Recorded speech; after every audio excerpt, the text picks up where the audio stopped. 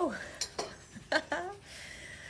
Hello, Rise Up Visionaries. I'm Susan May, and I'm here to share my journey to inspire you on your journey of unplugging. So, today's topic is self-care, and I wrote a whole bunch of notes in my notebook this morning. I woke up 3 or 4 in the morning, go to the bathroom, and couldn't fall back asleep. Hi, Tony.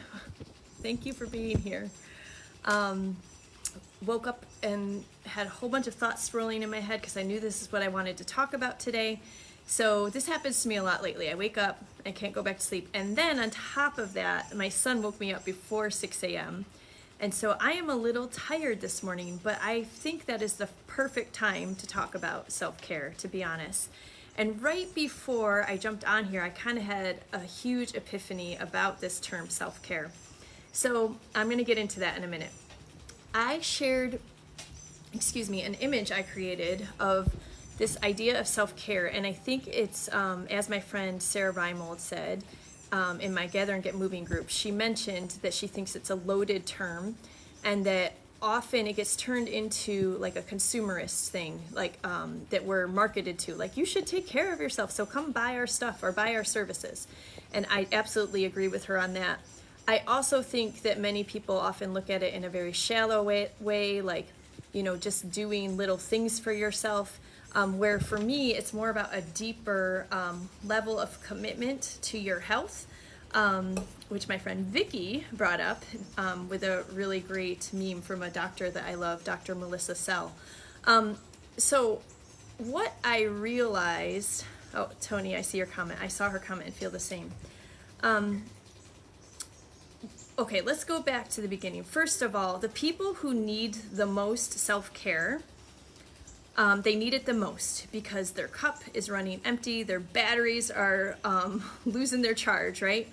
They are the people that are unable to fulfill the need for self-care. And maybe that's very obvious, but it's also obviously a problem. So if you are able to take care of your needs consistently, in a timely manner, in a consistent manner, your cup stays full and it's not really an issue. You're not really maybe focused on this idea of self-care. But if you are not able to meet your own needs, if you feel perpetually exhausted or run down or unable to do things that fill your cup up, then that's when you need to do it and you can feel stuck. And I'm hearing people say that to me, like, how am I supposed to take care of myself when I have all of these other things going on in life? I don't have time to take care of myself.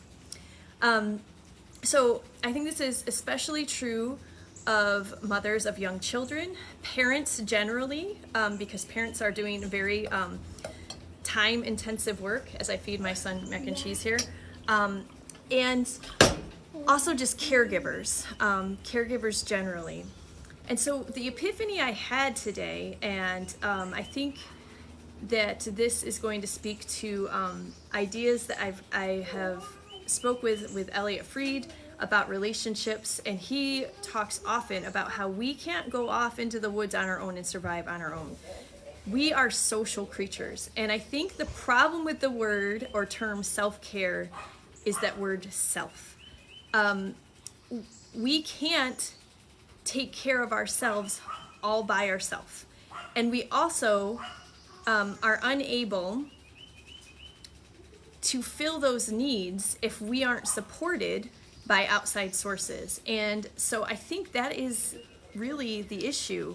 I can remember a time when I literally felt like I didn't have time to cut my toenails because my kids were little. I'm like, I don't have time to do that, which when now I'm like, well, that's ludicrous. Of course you had 5 minutes to sit down and cut your toenails, but that's how exhausted and lonely and drained my life force was.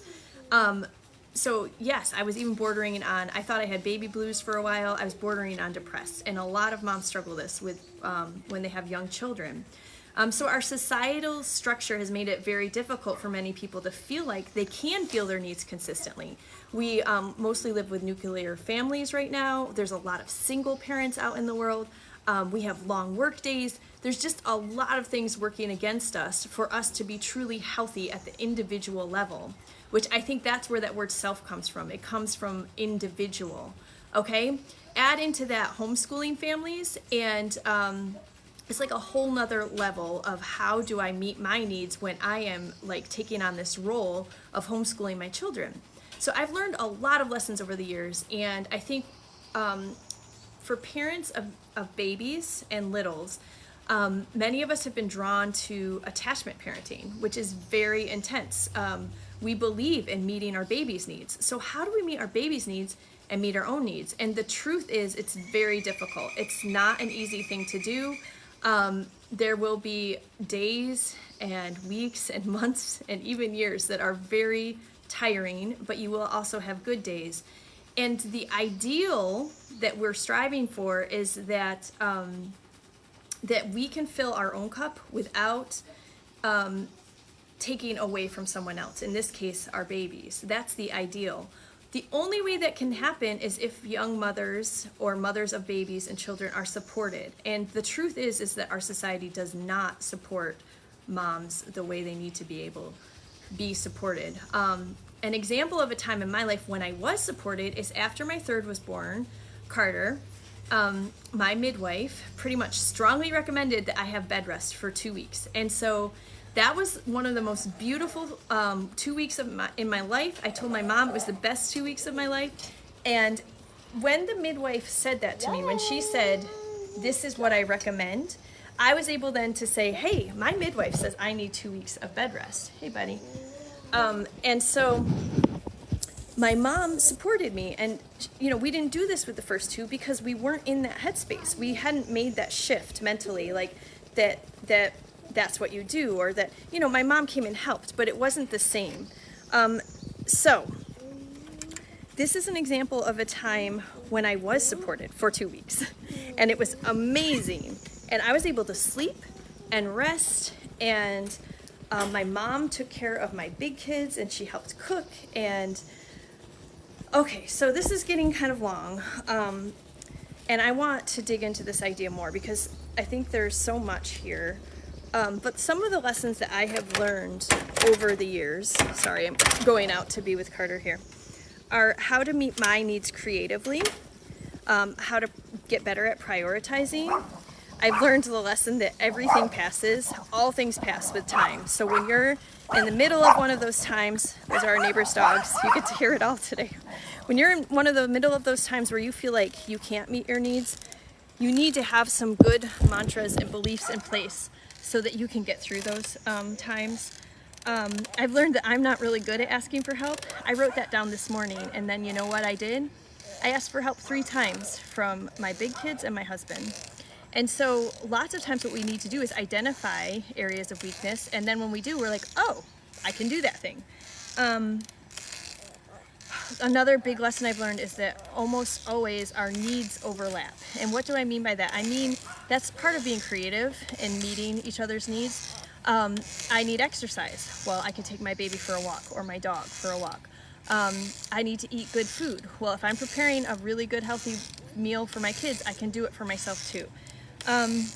So ideally, meeting our own needs doesn't come at the expense of others. And I know we all strive for this, but I think there's just so many challenges, and so we need to keep working on it. I also had the greater good on that graphic I made. The greater good is something that has been indoctrinated into us, and the greater good implies that sometimes we have to take one for the team, that we do something that maybe is not so good for us, but it's good for the rest of society. It's a falsehood. This is probably why some caregivers and mothers do become what we call martyrs. Like, they literally just give. But my belief is that something that makes an individual weaker, sick, or just generally their life is worse, it is not good for the whole. How could it be? Whatever makes us stronger at an individual level makes our society stronger and healthier. So this kind of caring for the individual is critical. So maybe we should shift from self-care to community care, where we all care for each other, where we ask for help when we need help. Because we want to be able to take care of ourselves without someone else losing, especially our children. So those are my thoughts on self-care for today. I know there are not overnight solutions here, but it's a discussion that is worth our time. And I would love to hear what your thoughts are about self-care or any of those other words I put on my image, which were selfish, selfless, me time, no time, feelings of guilt, feelings of just that I can't do it all. Thank you for watching, and I really appreciate you all. Remember, be bold, be brave, be you, because who else is there to be? I will be back soon. I'm aiming for Wednesday at 11, and I'd love to talk about how we can meet our needs, because I like to be solution oriented. Thanks for being here. Bye.